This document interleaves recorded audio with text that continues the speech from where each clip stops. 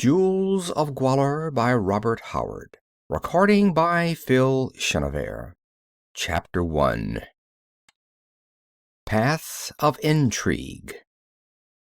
The cliffs rose sheer from the jungle, towering ramparts of stone that glinted jade blue and dull crimson in the rising sun, and curved away and away to east and west above the waving emerald ocean of fronds and leaves.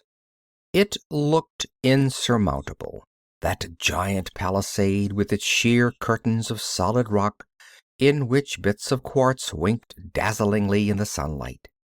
But the man who was working his tedious way upward was already halfway to the top.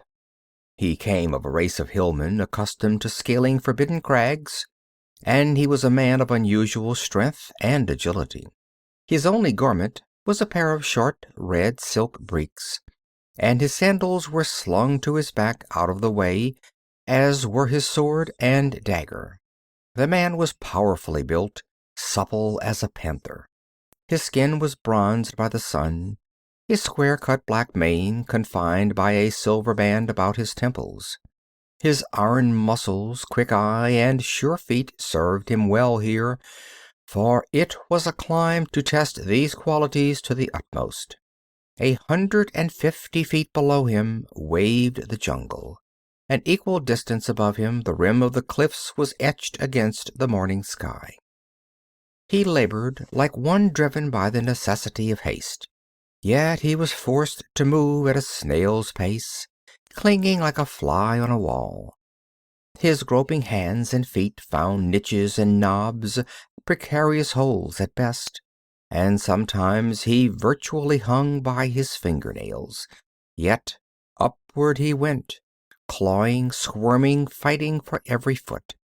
At times he paused to rest his aching muscles and, shaking the sweat out of his eyes, twisted his head to stare searchingly out over the jungle, combing the green expanse for any trace of human life or motion.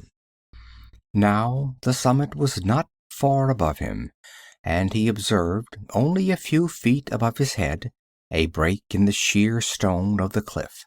An instant later he had reached it, a small cavern just below the edge of the rim. As his head rose above the lip of its floor, he grunted. He clung there, his elbows hooked over the lip. The cave was so tiny that it was little more than a niche cut in the stone, but held an occupant. A shriveled mummy, cross-legged, arms folded on the withered breast, upon which the shrunken head was sunk, sat in the little cavern. The limbs were bound in place with rawhide thongs, which had become mere rotted wisps. If the form had ever been clothed, the ravages of time had long ago reduced the garments to dust. But thrust between the crossed arms and the shrunken breast, there was a roll of parchment, yellowed with age to the color of old ivory. The climber stretched forth a long arm and wrenched away this cylinder. Without investigation, he thrust it into his girdle and hauled himself up until he was standing in the opening of the niche. A spring upward, and he caught the rim of the cliffs and pulled himself up and over almost with the same motion. There he halted, panting, and stared downward. It was like looking into the interior of a vast bowl, rimmed by a circular stone wall. The floor of the bowl was covered with trees and denser vegetation, though nowhere did the growth duplicate the jungle denseness of the outer forest. The cliffs marched around it without a break, and of uniform height. It was a freak of nature, not to be paralleled, perhaps, in the whole world. A vast natural amphitheater, a circular bit of forested plain 3 or 4 miles in diameter, cut off from the rest of the world and confined within the ring of those palisaded cliffs. But the man on the cliffs did not devote his thoughts to marveling at the topographical phenomenon. With tense eagerness he searched the tree-tops below him, and exhaled a gusty sigh when he caught the glint of marble domes amid the twinkling green. It was no myth, then. Below him lay the fabulous and deserted palace of Alkmeenon. Conan the Cimmerian, late of the Baraka Isles of the Black Coast, and of many other climes where life ran wild, had come to the kingdom of Keshan following the lure of a fabled treasure that outshone the hoard of the Turanian kings. Keshan was a barbaric kingdom lying in the eastern hinterlands of Kush, where the broad grasslands merge with the forests that roll up from the south. The people were a mixed race, a dusky nobility ruling a population that was largely pure Negro. The rulers, princes, and high priests claimed descent from a white race which, in a mythical age, had ruled a kingdom whose capital city was Alkmeenon. Conflicting legends sought to explain the reason for that race's eventual downfall and the abandonment of the city by the survivors. Equally nebulous were the tales of the Teeth of Gwahlur, the treasure of Alkmeenon. But these misty legends had been enough to bring Conan to Keshan, over vast distances of plain, river-laced jungle, and mountains. He had found Keshan, which itself was considered mythical by many northern and western nations, and he had heard enough to confirm the rumors of the treasure that men called the Teeth of Gwahlur. But its hiding place he could not learn, and he was confronted with the necessity of explaining his presence in Keshan. Unattached strangers were not welcome there. But he was not nonplussed. With cool assurance he made his offer to the stately, plumed, suspicious grandees of the barbarically magnificent court. He was a professional fighting man. In search of employment, he said, he had come to Keshan.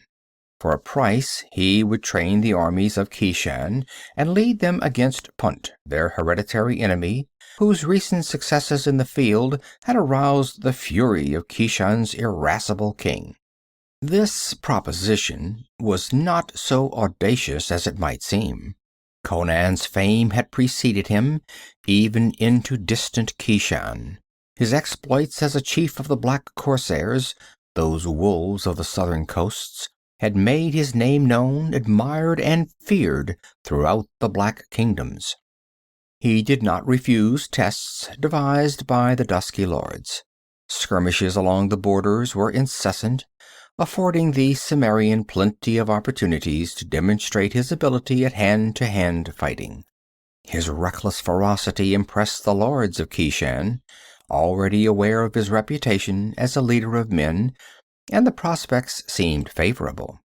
All Conan secretly desired was employment to give him legitimate excuse for remaining in Keshan long enough to locate the hiding place of the Teeth of Gwahlur.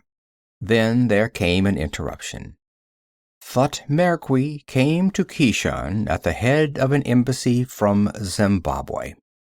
Thutmekri was a Stygian, an adventurer and a rogue whose wits had recommended him to the twin kings of the great hybrid trading kingdom, which lay many days' march to the east.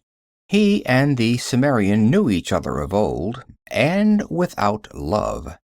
Thutmekri likewise had a proposition to make to the king of Keshan, and it also concerned the conquest of Punt, which kingdom, incidentally, lying east of Keshan, had recently expelled the Zimbabwean traders and burned their fortresses.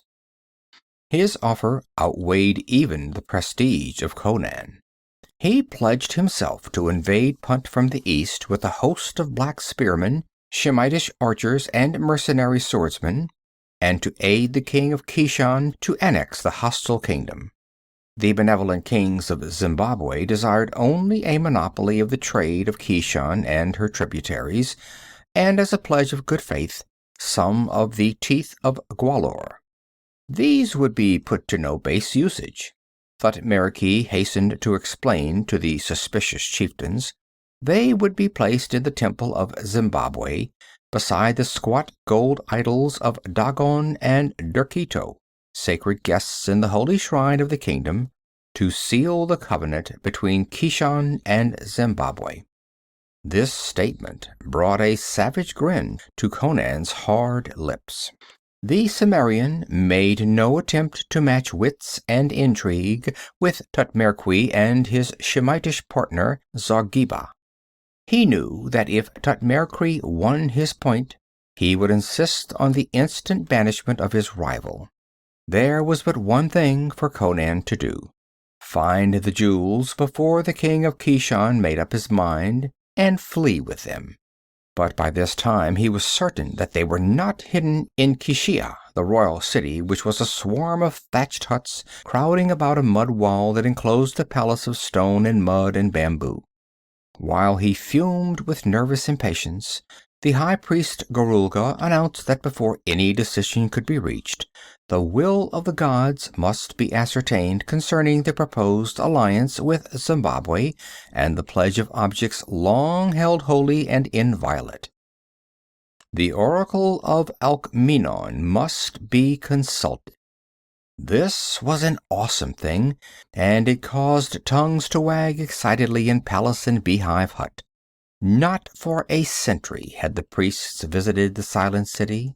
The oracle, men said, was the Princess Yelaya, the last ruler of Alkmeenon, who had died in the full bloom of her youth and beauty, and whose body had miraculously remained unblemished throughout the ages. Of old, priests had made their way into the haunted city, and she had taught them wisdom. The last priest to seek the oracle had been a wicked man who had sought to steal for himself the curiously cut jewels that men called the Teeth of Gwahlur.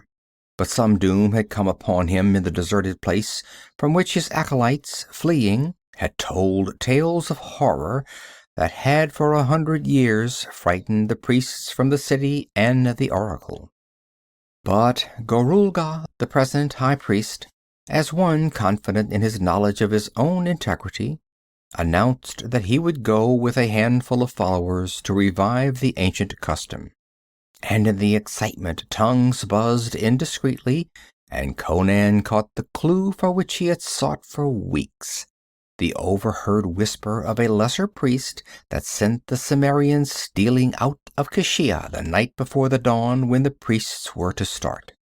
Riding as hard as he dared for a night and a day and a night, he came in the early dawn to the cliffs of Alkmeenon, which stood in the southwestern corner of the kingdom, amid uninhabited jungle which was taboo to common men.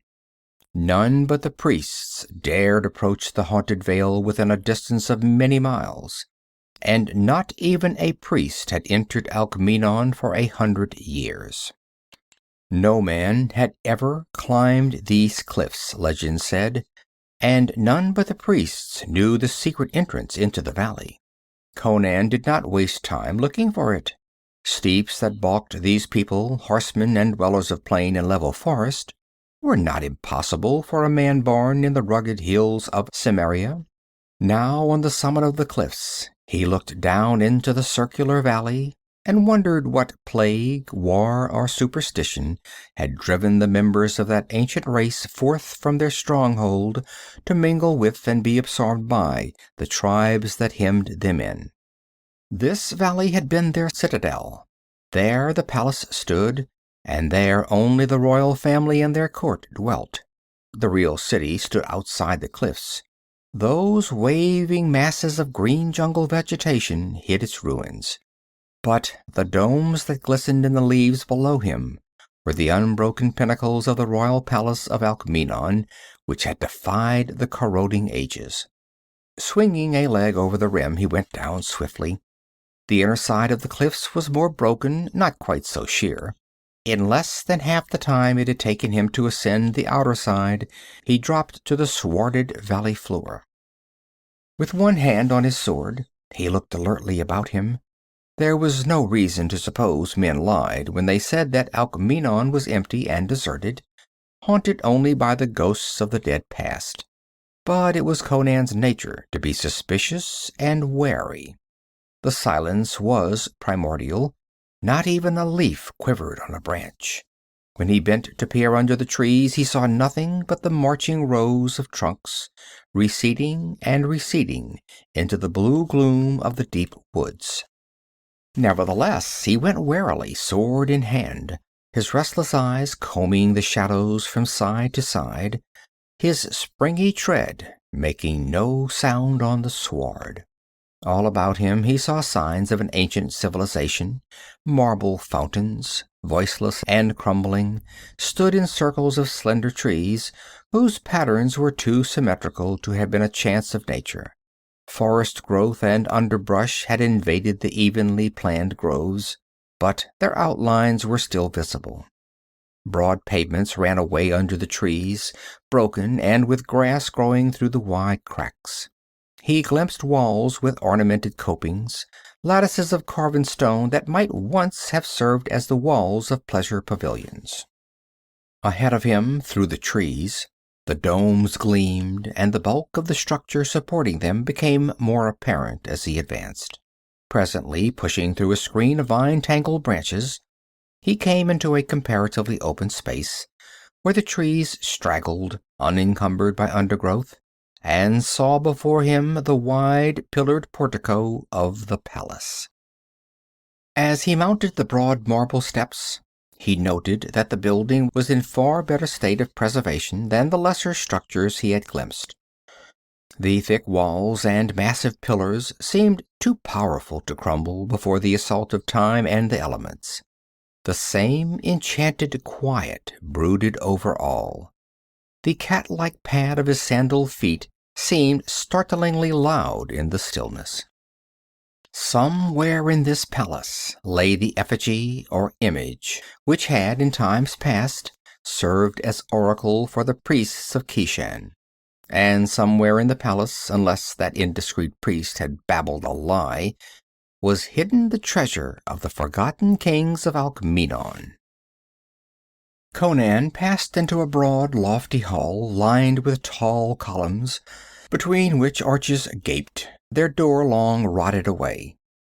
He traversed this in a twilight dimness, and at the other end passed through great double-valved bronze doors, which stood partly open, as they might have stood for centuries.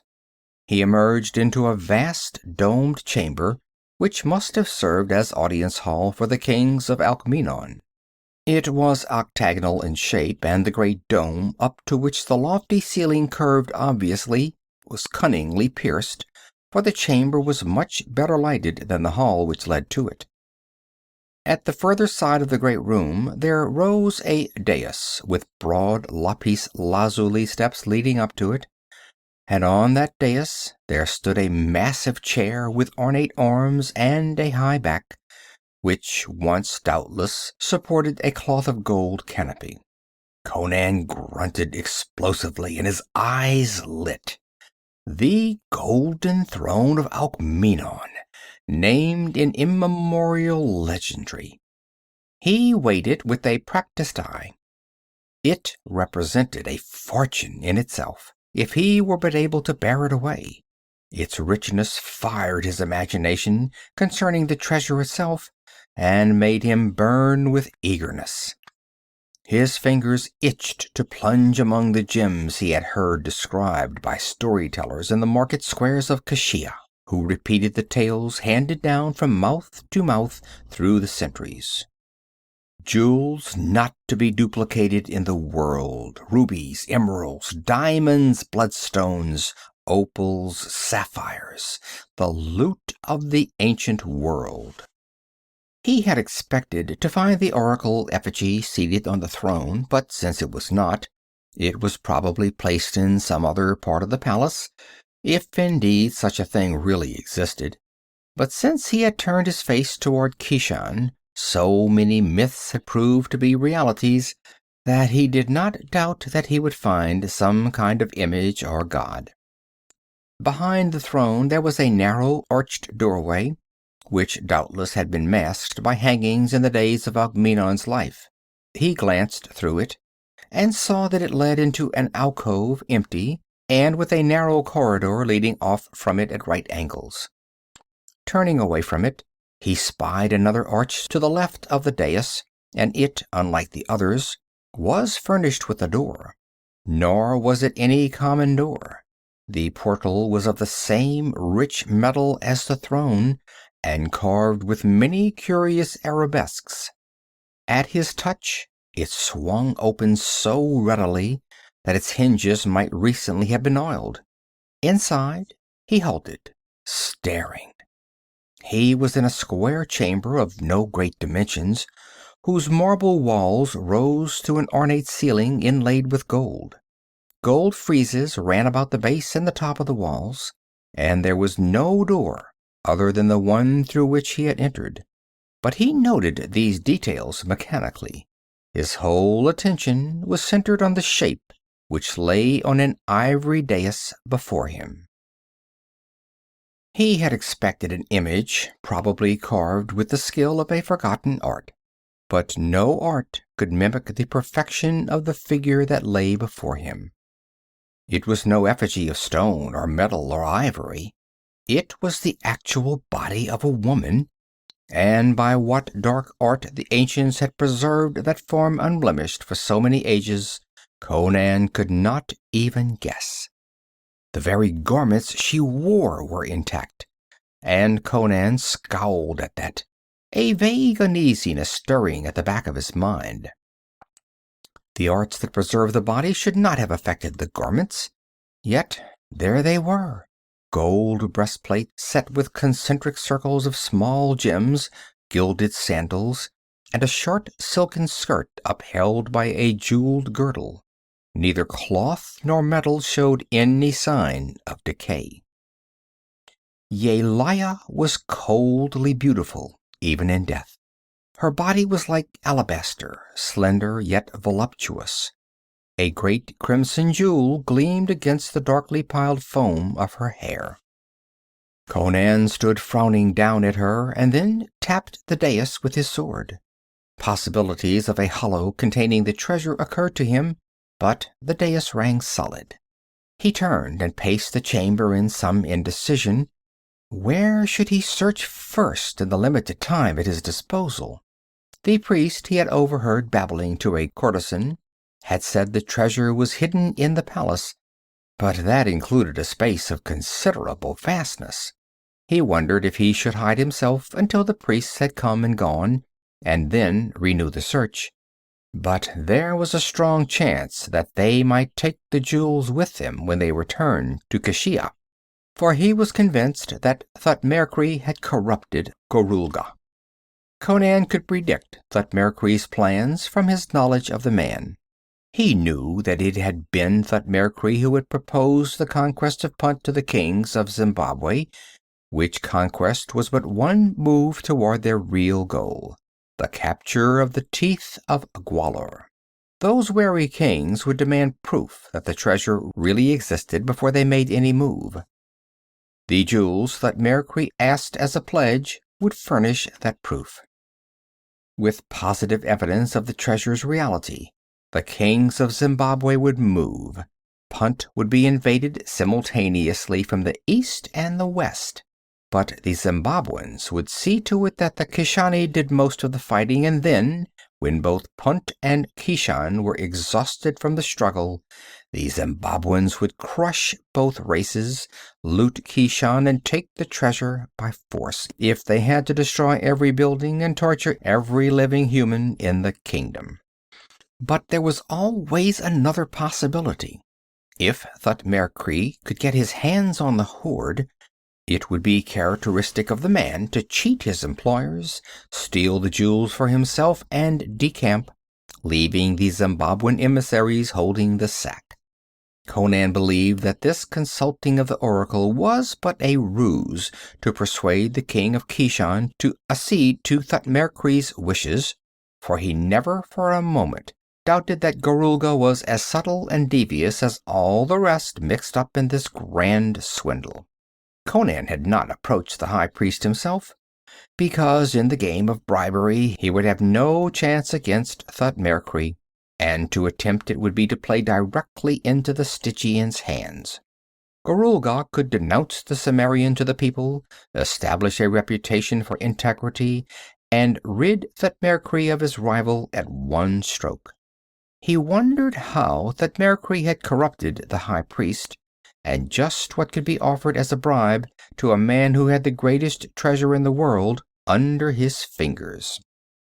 At any rate, he was sure that the oracle would be made to say that the gods willed it that Keshan should follow Thutmekri's wishes, and he was sure, too, that it would drop a few pointed remarks concerning himself. After that, Kashia would be too hot for the Cimmerian, nor had Conan had any intention of returning when he rode away in the night. The oracle chamber held no clue for him. He went forth into the great throne room and laid his hands on the throne. It was heavy, but he could tilt it up. The floor beneath, a thick marble dais, was solid. Again he sought the alcove. His mind clung to a secret crypt near the oracle. Painstakingly he began to tap along the walls, and presently his taps rang hollow at a spot opposite the mouth of the narrow corridor. Looking more closely, he saw that the crack between the marble panel at that point and the next was wider than usual. He inserted a dagger point and pried. Silently the panel swung open, revealing a niche in the wall, but nothing else. He swore feelingly. The aperture was empty, and it did not look as if it had ever served as a crypt for the treasure.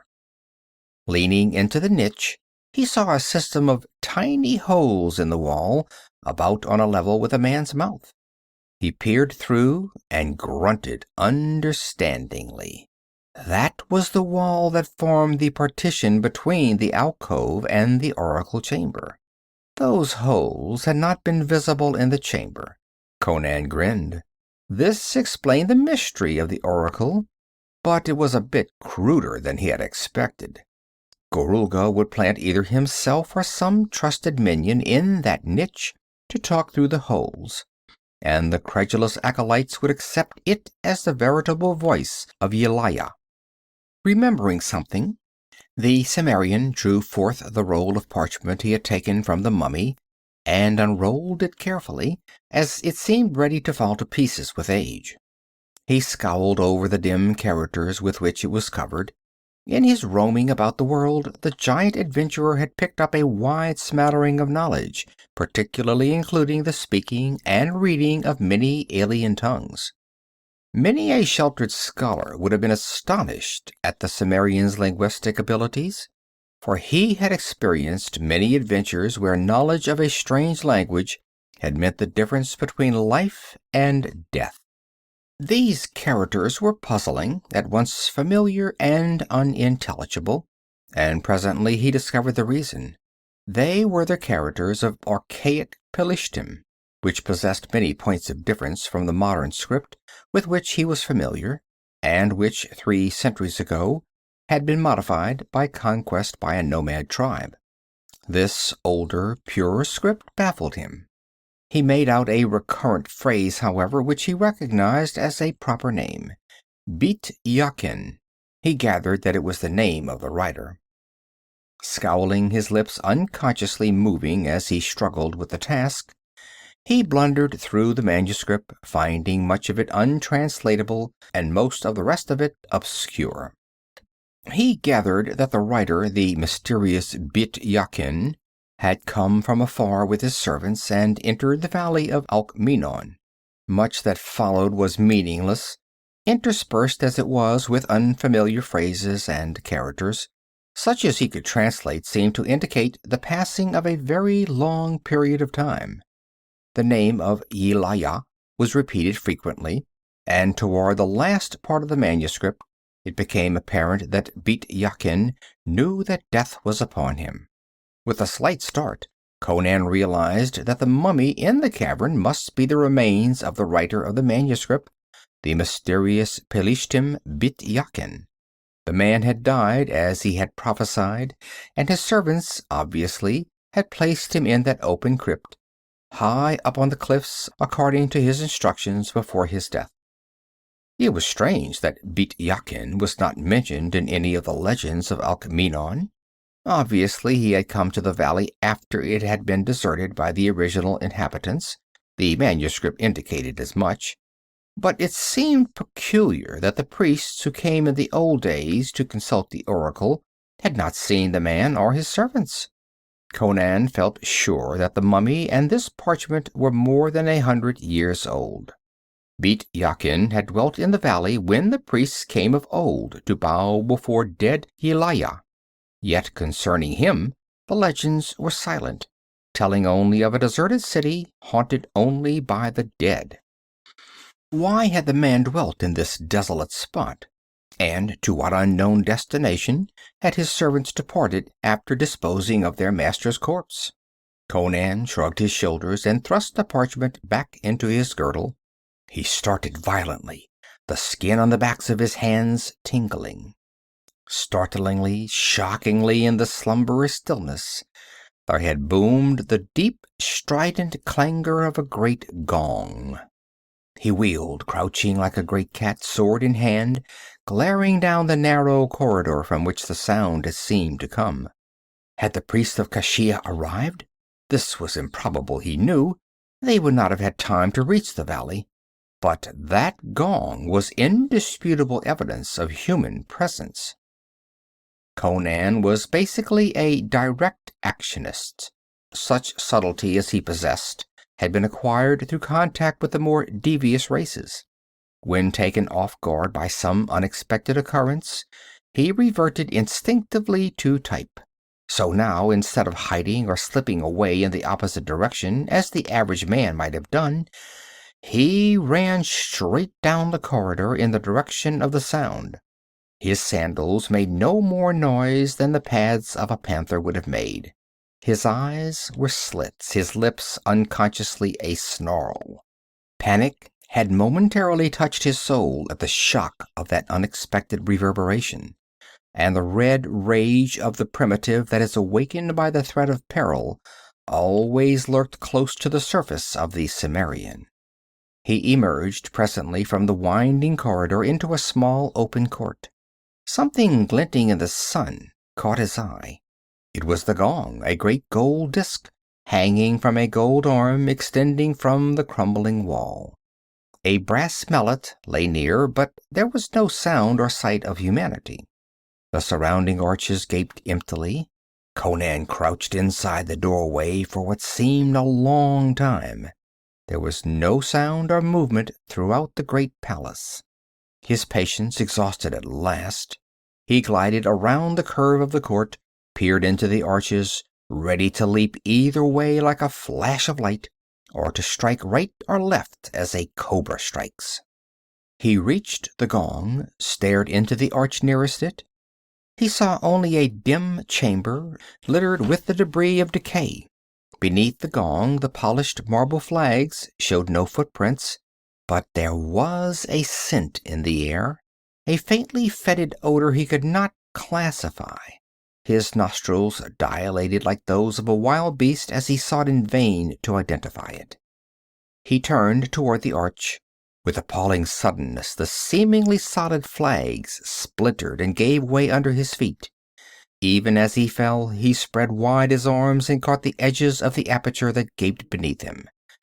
The edges crumbled off under his clutching fingers. Down into utter darkness he shot, into black, icy water that gripped him and whirled him away with breathless speed. End of Chapter 1. Chapter 2. A Goddess Awakens. The Cimmerian at first made no attempt to fight the current that was sweeping him through lightless night. He kept himself afloat, gripping between his teeth the sword which he had not relinquished even in his fall, and did not even seek to guess to what doom he was being borne. But suddenly a beam of light lanced the darkness ahead of him. He saw the surging, seething black surface of the water, in turmoil as if disturbed by some monster of the deep, and he saw the sheer stone walls of the channel curved up to a vault overhead.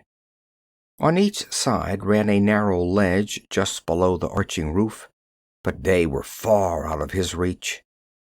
At one point this roof had been broken, probably fallen in, and the light was streaming through the aperture. Beyond that shaft of light was utter blackness, and panic assailed the Cimmerian as he saw he would be swept on past that spot of light and into the unknown blackness again. Then he saw something else. Bronze ladders extending from the ledges to the water's surface at regular intervals.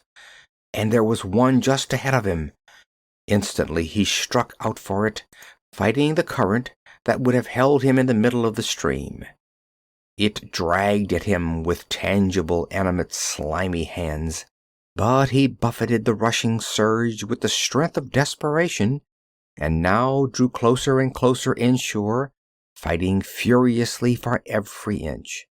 Now he was even with the ladder, and with a fierce, gasping plunge, he gripped the bottom rung and hung on, breathless. A few seconds later, he struggled up out of the seething water, trusting his weight dubiously to the corroded rungs. They sagged and bent, but they held, and he clambered up onto the narrow ledge, which ran along the wall scarcely a man's length below the curving roof. The tall Cimmerian was forced to bend his head as he stood up. A heavy bronze door showed in the stone at a point even with the head of the ladder, but it did not give to Conan's efforts. He transferred his sword from his teeth to its scabbard, spitting blood, for the edge had cut his lips in that fierce fight with the river, and turned his attention to the broken roof. He could reach his arms up through the crevice and grip the edge, and careful testing told him it would bear his weight. An instant later, he had drawn himself up through the hole and found himself in a wide chamber in a state of extreme disrepair. Most of the roof had fallen in, as well as a great section of the floor, which was laid over the vault of a subterranean river. Broken arches opened into other chambers and corridors, and Conan believed he was still in the great palace. He wondered uneasily how many chambers in that palace had underground water directly under them, and when the ancient flags or tiles might give way again and precipitate him back into the current from which he had just crawled. And he wondered just how much of an accident that fall had been. Had those rotten flags simply chanced to give way beneath his weight? Or was there a more sinister explanation? One thing at least was obvious. He was not the only living thing in that palace. That gong had not sounded of its own accord, whether the noise had been meant to lure him to his death or not. The silence of the palace became suddenly sinister, fraught with crawling menace. Could it be someone on the same mission as himself? A sudden thought occurred to him at the memory of the mysterious Bit-Yakin. Was it possible that this man had found the Teeth of Gwahlur in his long residence in Alkmeenon? That his servants had taken them with them when they departed? The possibility that he might be following a will-o'-the-wisp infuriated the Cimmerian. Choosing a corridor which he believed led back toward the part of the palace he had first entered, he hurried along it, stepping gingerly as he thought of that black river that seethed and foamed somewhere below his feet. His speculations recurrently revolved about the oracle chamber and its cryptic occupant. Somewhere in that vicinity must be the clue to the mystery of the treasure, if indeed it still remained in its immemorial hiding-place. The great palace lay silent as ever, disturbed only by the swift passing of his sandaled feet. The chambers and halls he traversed were crumbling into ruin, but as he advanced, the ravages of decay became less apparent. He wondered briefly for what purpose the ladders had been suspended from the ledges over the subterranean river, but dismissed the matter with a shrug. He was little interested in speculating over unremunerative problems of antiquity. He was not sure just where the oracle chamber lay from where he was, but presently he emerged into a corridor which led back into the great throne room under one of the arches. He had reached a decision. It was useless for him to wander aimlessly about the palace seeking the hoard. He would conceal himself somewhere here, wait until the Keshani priests came, and then, after they had gone through the farce of consulting the oracle, he would follow them to the hiding place of the gems, to which he was certain they would go. Perhaps they would only take a few of the jewels with them. He would content himself with the rest. Drawn by a morbid fascination, he re-entered the oracle chamber and stared down again at the motionless figure of the princess, who was worshipped as a goddess, entranced by her frigid beauty. What cryptic secret was locked in that marvelously molded form? He started violently. The breath sucked through his teeth. The short hairs prickled at the back of his scalp. The body still lay as he had first seen it, silent, motionless, in breastplates of jeweled gold, gilded sandals and silken skirt. But now there was a subtle difference. The lissome limbs were not rigid. A peach bloom touched the cheeks. The lips were red. With a panicky curse, Conan ripped out his sword. "Crom, she's alive!" At his words, the long, dark lashes lifted. The eyes opened and gaped up at him inscrutably, dark, lustrous, mystical. He glared in frozen speechlessness. She sat up with a supple ease, still holding his ensorcelled stare. He licked his dry lips and found voice. "You are you Yelaya?" he stammered. "I am Yelaya." The voice was rich and musical, and he stared with new wonder. "Do not fear. I will not harm you if you do my bidding." "How can a dead woman come to life after all these centuries?" he demanded, as if skeptical of what his senses told him. A curious gleam was beginning to smolder in his eyes. She lifted her arms in a mystical gesture. "I am a goddess. 1,000 years ago there descended upon me the curse of the greater gods, the gods of darkness beyond the borders of light. The mortal in me died. The goddess in me could never die. Here I have lain for so many centuries, to awaken each night at sunset, and hold my court as of yore, with spectres drawn from the shadows of the past. Man, if you would not view that which will blast your soul forever, get hence quickly, I command you. Go!" The voice became imperious, and her slender arm lifted and pointed.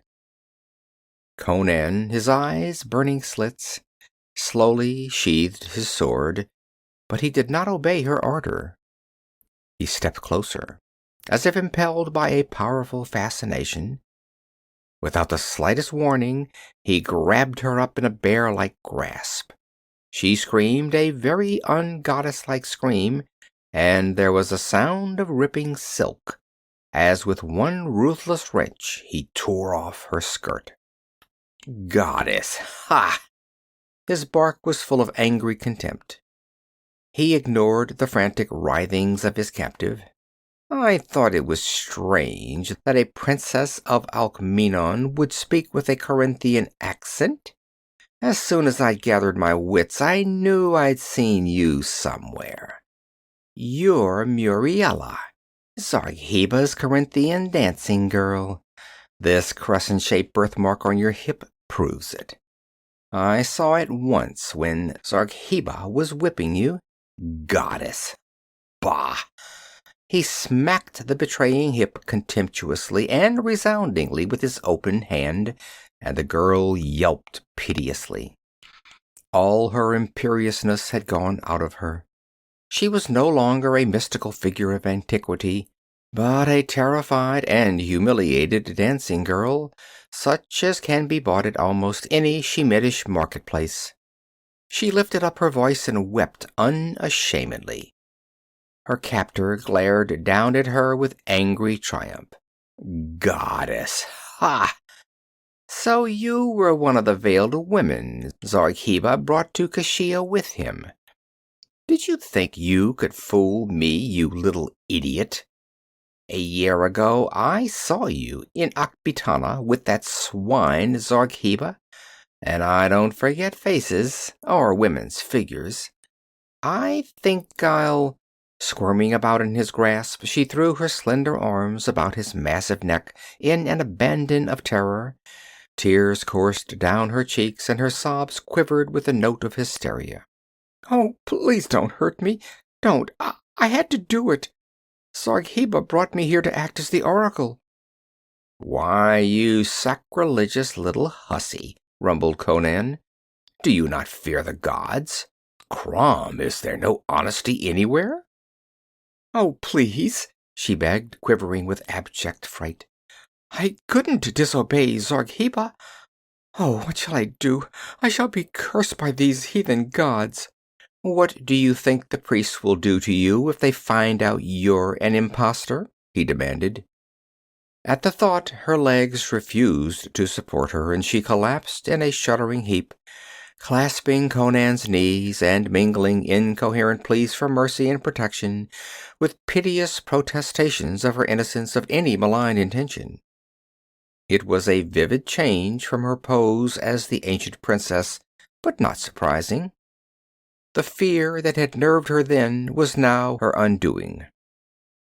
"Where is Zargheba?" he demanded. "Stop yammering, damn it, and answer me."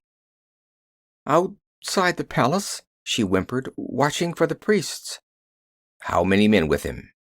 "None. We came alone." "Ha!" It was much more like the satisfied grunt of a hunting lion. "You must have left Kashia a few hours after I did. Did you climb the cliffs?" She shook her head, too choked with tears to speak coherently. With an impatient imprecation, he seized her slim shoulders and shook her until she gasped for breath. "Will you quit that blubbering and answer me? How did you get into the valley?" "Zargheba knew the secret way," she gasped. "The priest Gwarunga told him, and Thutmekri. On the south side of the valley there is a broad pool, lying at the foot of the cliffs. There is a cave mouth under the surface of the water that is not visible to the casual glance. We ducked under the water and entered it. The cave slopes up out of the water swiftly and leads through the cliffs. The opening on the side of the valley is masked by heavy thickets." "I climbed the cliffs on the east side," he muttered. "Well, what then?" "We came to the palace, and Zargheba hid me among the trees while he went to look for the chamber of the oracle. I do not think he fully trusted Gwarunga. While he was gone I thought I heard a gong sound, but I was not sure. Presently Zargheba came and took me into the palace and brought me to this chamber, where the goddess Yelaya lay upon the dais. He stripped the body and clothed me in the garments and ornaments. Then he went forth to hide the body and watch for the priests. I have been afraid. When you entered I wanted to leap up and beg you to take me away from this place, but I feared Zargheba. When you discovered I was alive, I thought I could frighten you away." "What were you to say to the oracle?" he asked. "I was to bid the priests to take the Teeth of Gwahlur and give some of them to Thutmekri as a pledge, as he desired, and place the rest in the palace at Kashia. I was to tell them that an awful doom threatened Keshan if they did not agree to Thutmekri's proposals. And, oh yes, I was to tell them that you were to be skinned alive immediately." "Thutmekri wanted the treasure where he, or the Zembawans, could lay hand on it easily," muttered Conan, disregarding the remark concerning himself. "I'll carve his liver yet. Gwarunga is a party to the swindle, of course?" "No. He believes in his gods, and is incorruptible. He knows nothing about this. He will obey the oracle. It was all Thutberkri's plan. Knowing the Keshani would consult the oracle, he had Zargheba bring me with the embassy from Zimbabwe, closely veiled and secluded. "Well, I'm damned," muttered Conan. "A priest who honestly believes in his oracle and cannot be bribed? Crom! I wonder if it was Zargheba who banged that gong. Did he know I was here? Could he have known about that rotted flagging? Where is he now, girl?" "Hiding in a thicket of lotus trees, near the ancient avenue that leads from the south wall of the cliffs to the palace," she answered. Then she renewed her importunities. "Oh, Conan, have pity on me. I am afraid of this evil ancient place. I know I have heard stealthy footfalls padding about me. Oh, Conan, take me away with you. Zargheba will kill me when I have served his purpose here. I know it. The priests, too, will kill me if they discover my deceit. He is a devil. He bought me from a slave trader who stole me out of a caravan bound through southern Koth, and has made me the tool of his intrigues ever since. Take me away from him. You cannot be as cruel as he. Don't leave me to be slain here. Please, please." She was on her knees, clutching at Conan hysterically, her beautiful, tear-stained face upturned to him, her dark silken hair flowing in disorder over her white shoulders. Conan picked her up and set her on his knee. "Listen to me. I'll protect you from Zargheba. The priest shall not know of your perfidy, but you've got to do as I tell you." She faltered promises of explicit obedience, clasping his corded neck as if seeking security from the contact. "Good. When the priests come, you'll act the part of Yelaya, as Zargheba planned. It'll be dark, and in the torchlight they'll never know the difference. But you'll say this to them: 'It is the will of the gods that the Stygian and his Shemitish dogs be driven from Keshan. They are thieves and traitors who plot to rob the gods. Let the Teeth of Gwahlur be placed in the care of the general Conan. Let him lead the armies of Keshan. He is beloved of the gods.'" She shivered with an expression of desperation, but acquiesced. "But Zargheba," she cried, "he'll kill me." "Don't worry about Zargheba," he grunted. "I'll take care of that dog. Do you as I say. Here, put your hair up again. It's fallen all over your shoulders, and the gem's fallen out of it." He replaced the great glowing gem himself, nodding approval. "It's worth a room full of slaves itself alone. Here, put your skirt back on. It's torn down the side, but the priests will never notice it. Wipe your face. A goddess doesn't cry like a whipped schoolgirl. By Crom, you do look like Yelaya, face, hair, figure, and all. If you act the goddess with the priests as well as you did with me, you'll fool them easily." "I'll try," she shivered. "Good. I'm going to find Zargheba." At that she became panicky again. "No, don't leave me alone. This place is haunted." "There's nothing here to harm you," he assured her impatiently. "Nothing but Zargheba, and I'm going to look after him. I'll be back shortly. I'll be watching from close by in case anything goes wrong during the ceremony. If you play your part properly, nothing will go wrong." And turning, he hastened out of the oracle chamber. Behind him, Muriela squeaked wretchedly at his going. Twilight had fallen. The great rooms and halls were shadowy and indistinct. Copper friezes glinted dully through the dusk. Conan strode like a silent phantom through the great halls, with the sensation of being stared at from the shadowed recesses by invisible ghosts of the past. No wonder the girl was nervous amid such surroundings. He glided down the marble steps like a slinking panther, sword in hand. Silence reigned over the valley, and above the rim of the cliffs stars were blinking out. If the priests of Kashia had entered the valley, There was not a sound, not a movement in the greenery to betray them. He made out the ancient, broken, paved avenue, wandering away to the south, lost amid the cluttering masses of fronds and thick-leaved bushes. He followed it warily, hugging the edge of the paving where the shrubs massed their shadows thickly, until he saw ahead of him, dimly in the dusk, the clump of lotus trees, the strange growth peculiar to the black lands of Kush. There, according to the girl, Zargheba should be lurking. Conan became stealth personified. A velvet-footed shadow, he melted into the thickets. He approached the lotus grove by a circuitous movement, and scarcely the rustle of a leaf proclaimed his passing. At the edge of the trees he halted suddenly, crouched like a suspicious panther among the deep shrubs. Ahead of him, among the dense leaves, showed a pallid oval, dim in the uncertain light. It might have been one of the great white blossoms that shone thickly among the branches. But Conan knew that it was a man's face, and it was turned toward him. He shrank quickly deeper into the shadows. Had Zargheba seen him? The man was looking directly toward him.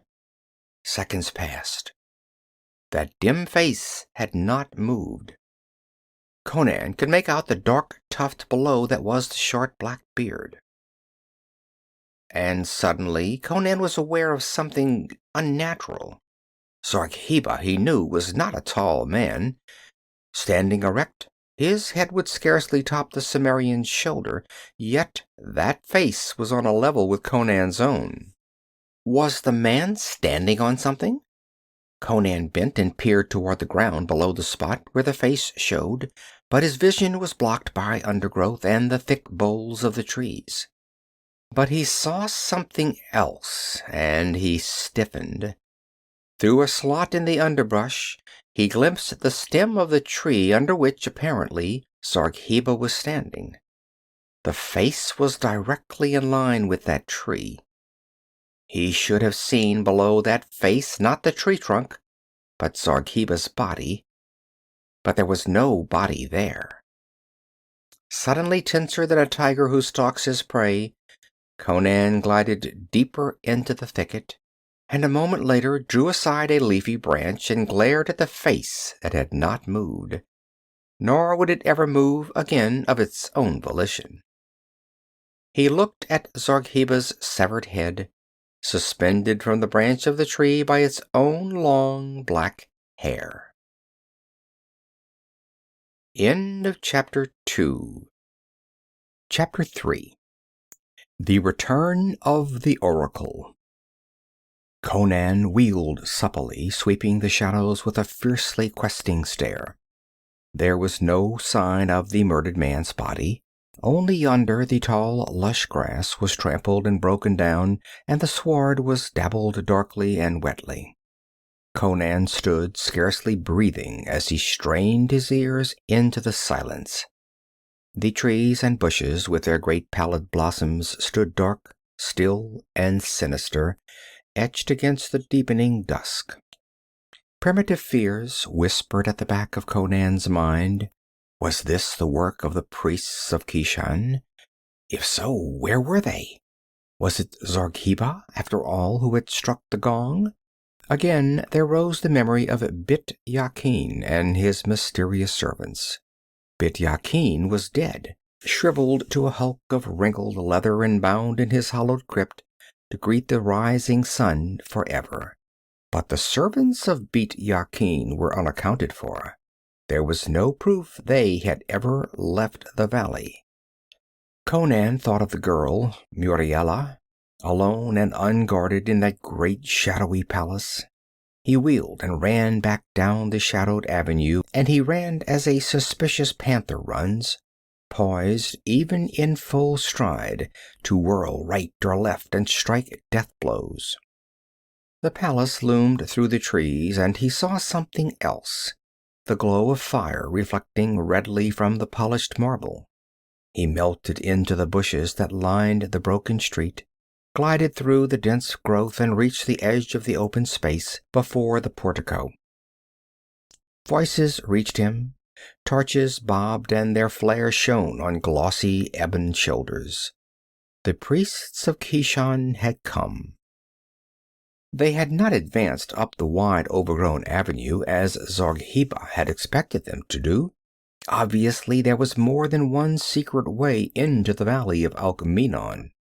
They were filing up the broad marble steps, holding their torches high. He saw Gorulga at the head of the parade, a profile chiseled out of copper, etched in the torch glare.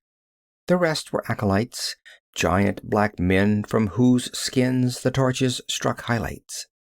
At the end of the procession there stalked a huge Negro with an unusually wicked cast of countenance, in the sight of whom Conan scowled.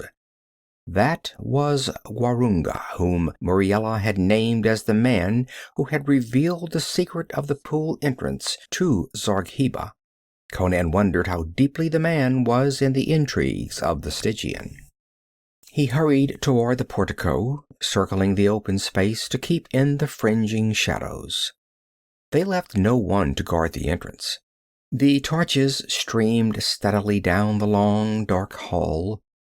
Before they reached the double-valved door at the other end, Conan had mounted the other steps and was in the hall behind them. Slinking swiftly along the column-lined wall, he reached the great door as they crossed the huge throne room, their torches driving back the shadows. They did not look back. In single file, their ostrich plumes nodding, their leopard-skin tunics contrasting curiously with the marble and the arabesqued metal of the ancient palace, they moved across the wide room and halted momentarily at the golden door to the left of the throne dais. Gorulga's voice boomed eerily and hollowly in the great empty space, framed in sonorous phrases unintelligible to the lurking listener.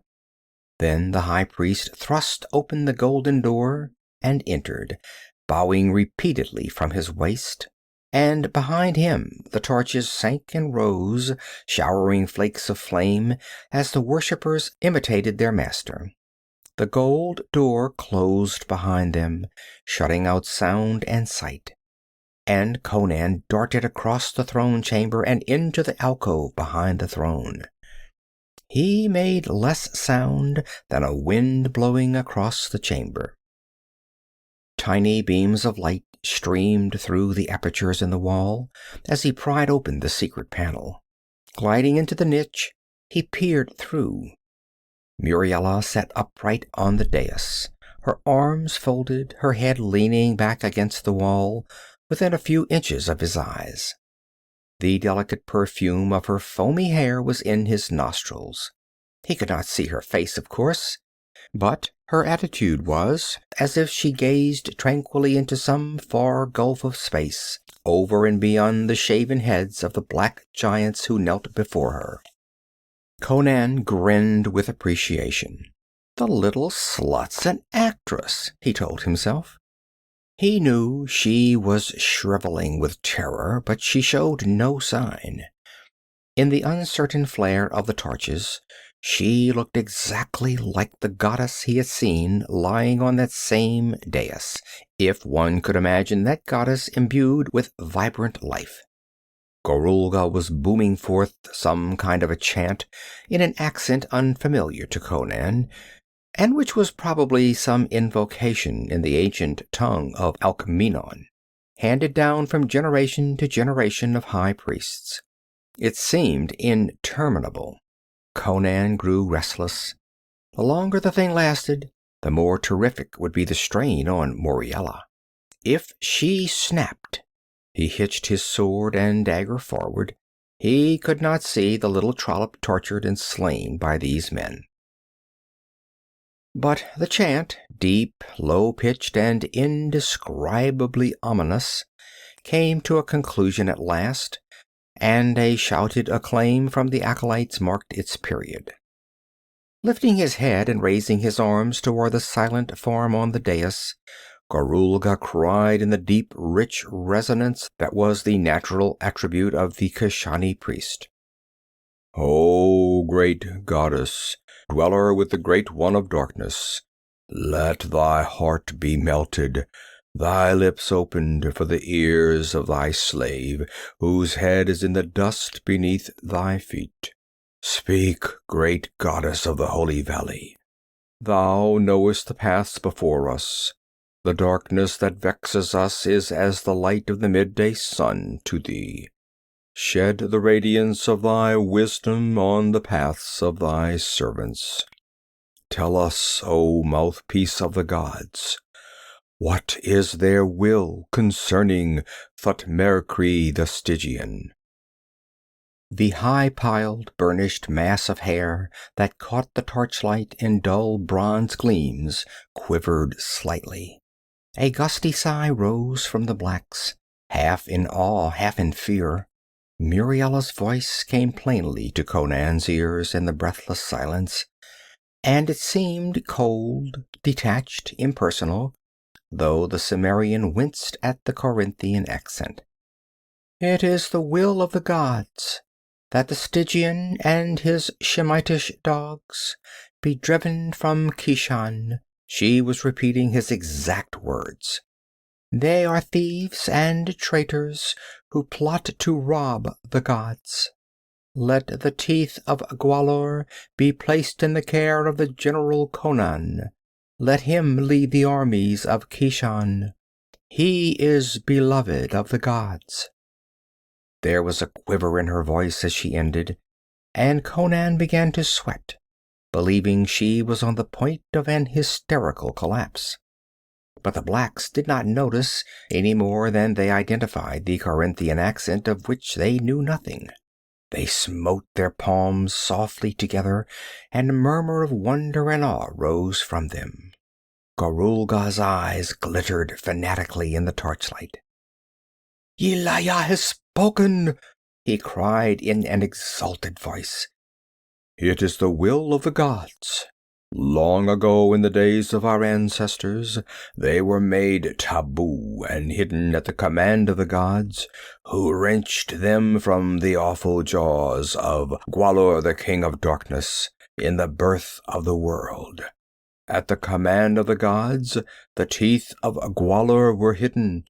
At their command, they shall be brought forth again. O star-born goddess, give us your leave to go to the secret hiding place of the teeth, to secure them for him whom the gods love." "You have my leave to go," answered the false goddess, with an imperious gesture of dismissal that set Conan grinning again, and the priests backed out, ostrich plumes and torches rising and falling with the rhythm of their genuflections. The gold door closed, and with a moan, the goddess fell back limply on the dais. "Conan," she whimpered faintly. "Conan."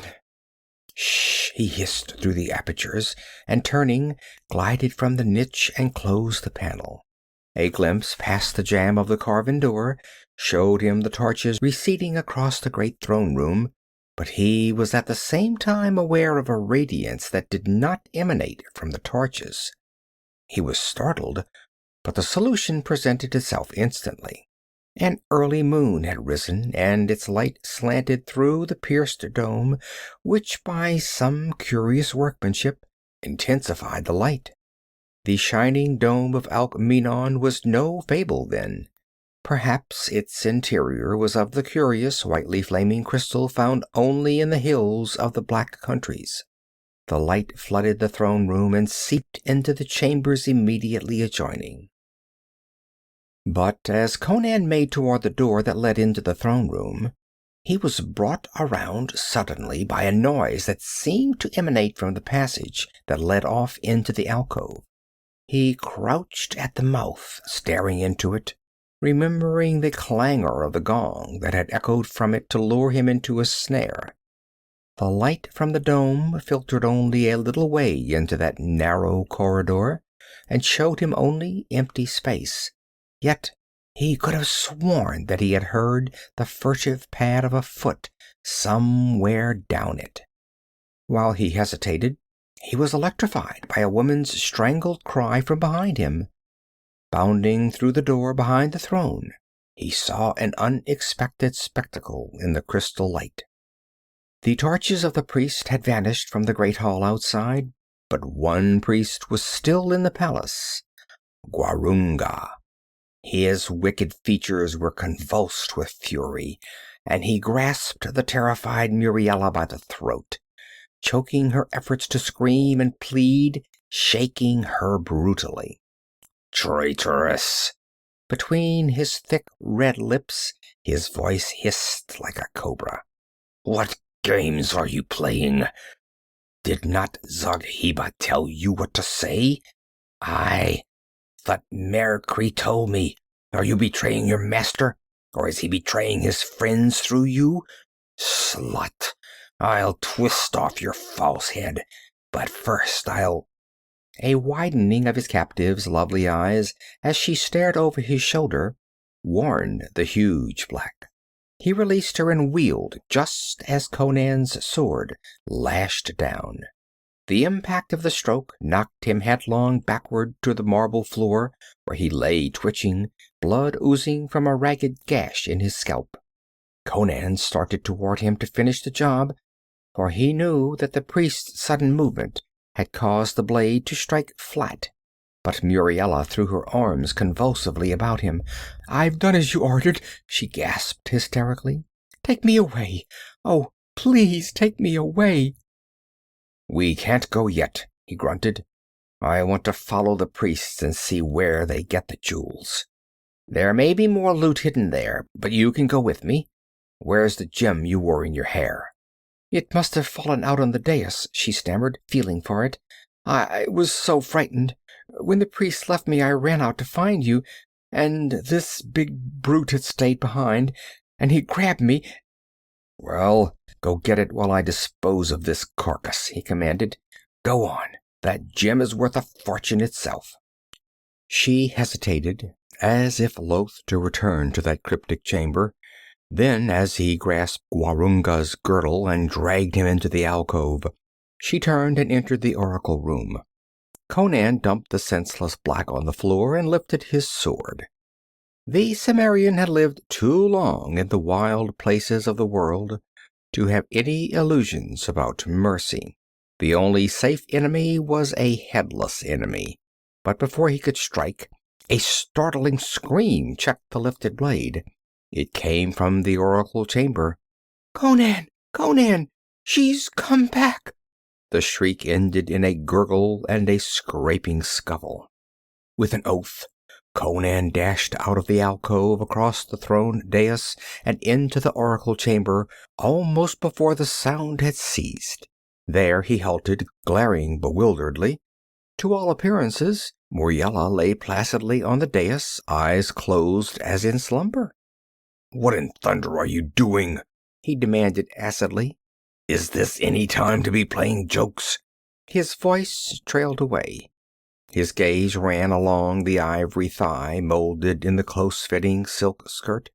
That skirt should gape from girdle to hem, he knew, because it had been his own hand that tore it as he ruthlessly stripped the garment from the dancer's writhing body. But the skirt showed no rent.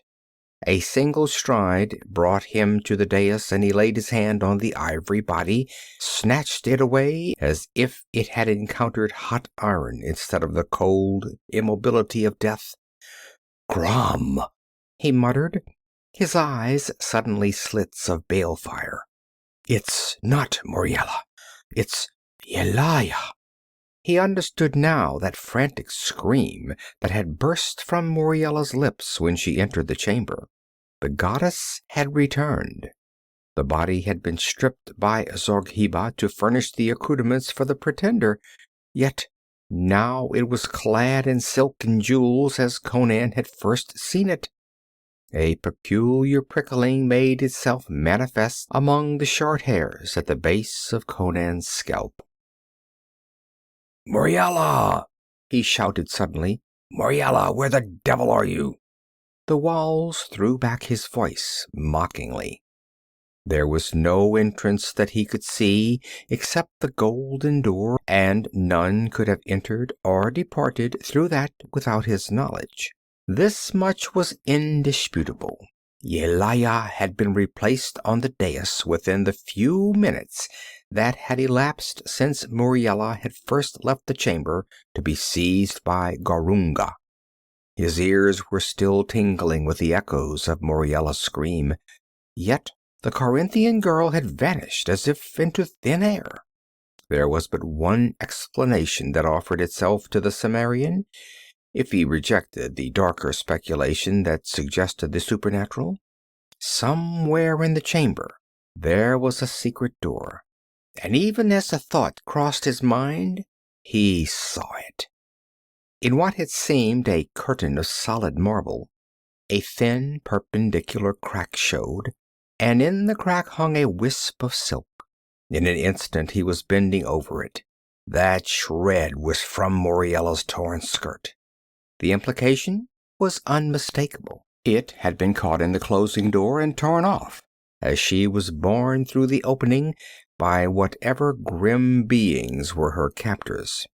The bit of clothing had prevented the door from fitting perfectly into its frame. Thrusting his dagger point into the crack, Conan exerted leverage from a corded forearm. The blade bent, but it was of unbreakable Alkmeenon steel. The marble door opened.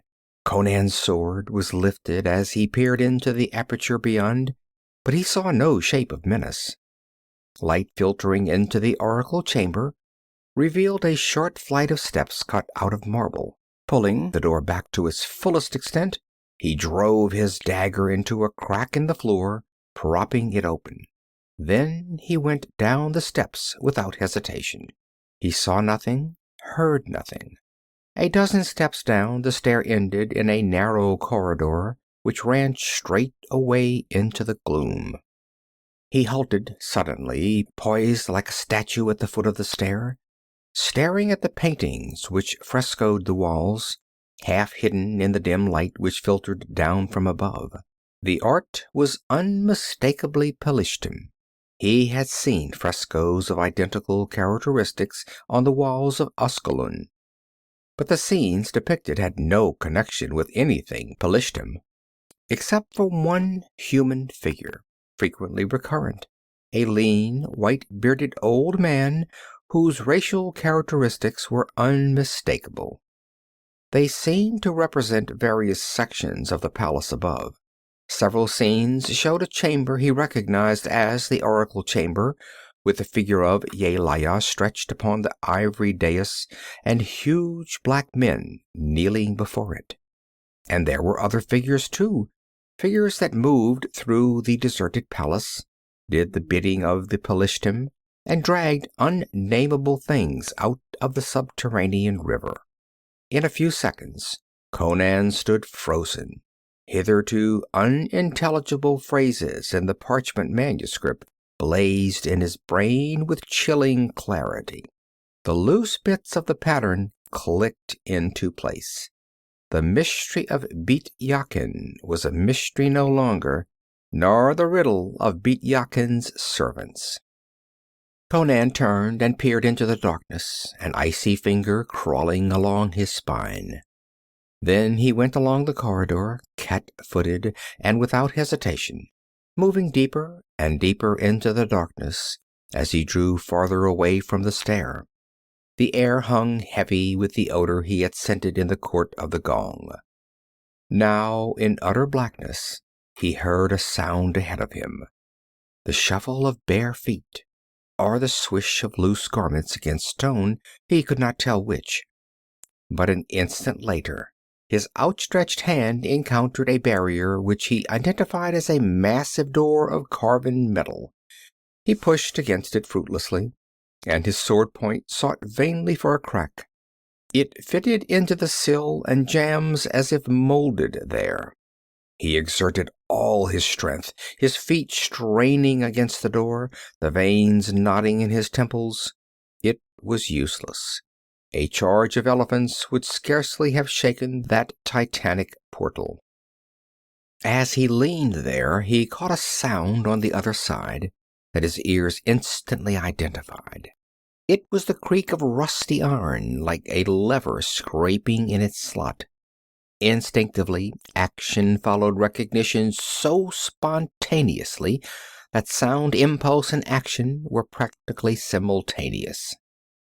And as his prodigious bound carried him backward, there was the rush of a great bulk from above, and a thunderous crash filled the tunnel with deafening vibrations. Bits of flying splinters struck him. A huge block of stone, he knew from the sound, dropped on the spot he had just quitted. An instant's slower thought or action, and it would have crushed him like an ant. Conan fell back. Somewhere on the other side of that metal door, Muriela was a captive, if she still lived. But he could not pass that door, and if he remained in the tunnel, another block might fall, and he might not be so lucky. It would do the girl no good for him to be crushed into a purple pulp. He could not continue his search in that direction. He must get above ground and look for some other avenue of approach. He turned and hurried toward the stair, sighing as he emerged into comparative radiance. And as he set foot on the first step, the light was blotted out, and above him the marble door rushed shut with a resounding reverberation. Something like panic seized the Cimmerian, then trapped in that black tunnel, and he wheeled on the stair, lifting his sword and glaring murderously into the darkness behind him, expecting a rush of ghoulish assailants. But there was no sound or movement down the tunnel. Did the men beyond the door, if they were men, believe that he had been disposed of by the fall of the stone from the roof, which had undoubtedly been released by some sort of machinery? Then why had the door been shut above him? Abandoning speculation, Conan groped his way up the steps, his skin crawling in anticipation of a knife in his back at every stride, yearning to drown his semi-panic in a barbarous burst of bloodletting. He thrust against the door at the top, and cursed soulfully to find that it did not give to his efforts. Then, as he lifted his sword with his right hand to hew at the marble, his groping left encountered a metal bolt that evidently slipped into place at the closing of the door. In an instant he had drawn this bolt, and then the door gave to his shove. He bounded into the chamber like a slit-eyed, snarling incarnation of fury, furiously desirous to come to grips with whatever enemy was hounding him. The dagger was gone from the floor. The chamber was empty, and so was the dais. Yelaya had again vanished. "By Crom," muttered the Cimmerian, "is she alive after all?" He strode out into the throne room, baffled, and then, struck by a sudden thought, stepped behind the throne and peered into the alcove. There was blood on the smooth marble where he had cast down the senseless body of Gwahlur. That was all. The black man had vanished as completely as Yelaya. End of Chapter 3. Chapter 4. The Teeth of Gwahlur. Baffled wrath confused the brain of Conan the Cimmerian. He knew no more how to go about searching for Muriela than he had known how to go about searching for the Teeth of Gwahlur. Only one thought occurred to him: to follow the priests. Perhaps at the hiding place of the treasure some clue would be revealed to him. It was a slim chance, but better than wandering about aimlessly. As he hurried through the great shadowy hall that led to the portico, he half expected the lurking shades to come to life behind him with rending fangs and talons. But only the beat of his own rapid heart accompanied him into the moonlight that dappled the shimmering marble. At the foot of the wide steps he cast about in the bright moonlight for some sign to show him the direction he must go, and he found it. Petals scattered on the sward told where an arm or garment had brushed against a blossom-laden branch. Grass had been pressed down under heavy feet. Conan, who had tracked wolves in his native hills, found no insurmountable difficulty in following the trail of the Keshani priests. It led away from the palace, through masses of exotic scented shrubbery, where great pale blossoms spread their shimmering petals, through verdant, tangled bushes that showered blooms at the touch, until he came at last to a great mass of rock that jutted like a Titan's castle out from the cliffs at a point closest to the palace, which, however, was almost hidden from view by vine-interlaced trees. Evidently that babbling priest in Keshia had been mistaken when he said that the teeth were hidden in the palace. This trail had led him away from the place where Muriela had disappeared, but a belief was growing in Conan that each part of the valley was connected with that palace by subterranean passages. Crouching in the deep velvet black shadows of the bushes, he scrutinized the great jut of rock which stood out in bold relief in the moonlight.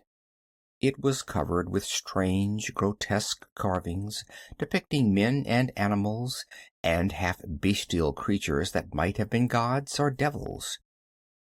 The style of art differed so strikingly from that of the rest of the valley that Conan wondered if it did not represent a different era and race, and was itself a relic of an age lost and forgotten at whatever immeasurably distant date the people of Alkmeenon had found and entered the haunted valley.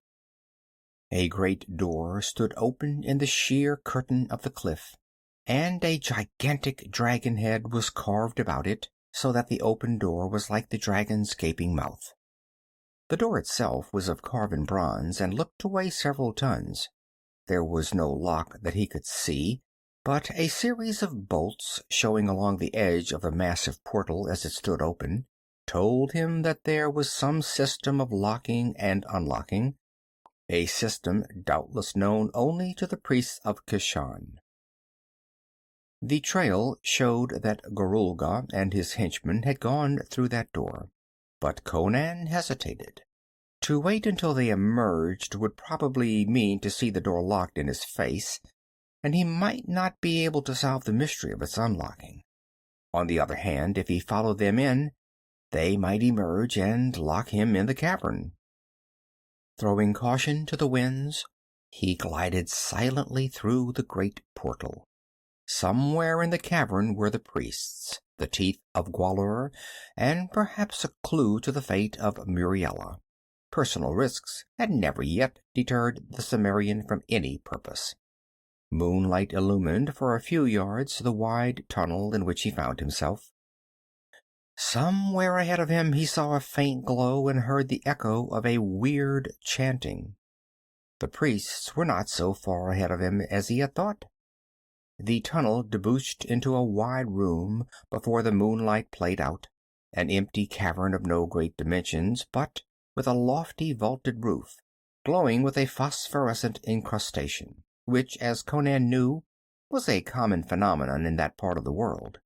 It made a ghostly half-light, in which he was able to see a bestial image squatting on a shrine and the black mouths of 6 or 7 tunnels leading off from the chamber. Down the widest of these, the one directly behind the squat image, which looked toward the outer opening, he caught the gleam of torches wavering, whereas the phosphorescent glow was fixed, and heard the chanting increase in volume. Down it he went recklessly, and presently peered into a larger cavern than the one he had just left. There was no phosphorus here, but the light of the torches fell on a larger altar and a more obscene and repulsive god squatting toad-like upon it. Before this repugnant deity, Gorulga and his 10 acolytes knelt and beat their heads upon the ground, while chanting monotonously.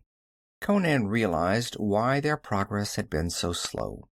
Evidently, approaching the secret crypt of the Teeth was a complicated and elaborate ritual.